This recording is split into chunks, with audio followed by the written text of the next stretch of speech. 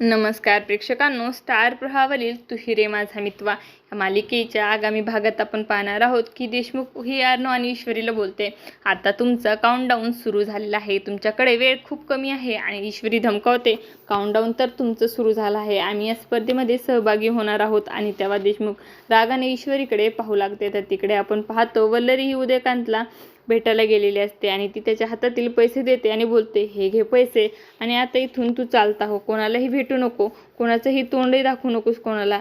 आणि उदयकांत देखील ते पैसे घेऊन तिथून निघून जातो. आणि त्यावेळेस वल्लरीला समजते तिच्यावर कोणीतरी नजर ठेवलेली असते आणि ती घाबरते. तर इकडे आपण पाहतो ईश्वरी आणि अर्णव त्या टेम्पोचा शोध घेत असतात आणि ती व्यक्तीला विचारतात.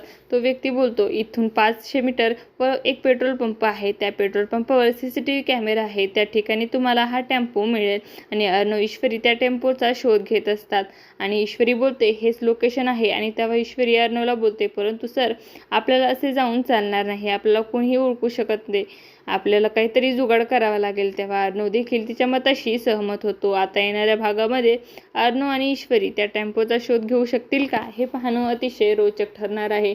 तुम्हाला जर आपला व्हिडिओ आवडला असेल तर चॅनलला लाईक, शेअर आणि सबस्क्राईब करायला विसरू नका. धन्यवाद.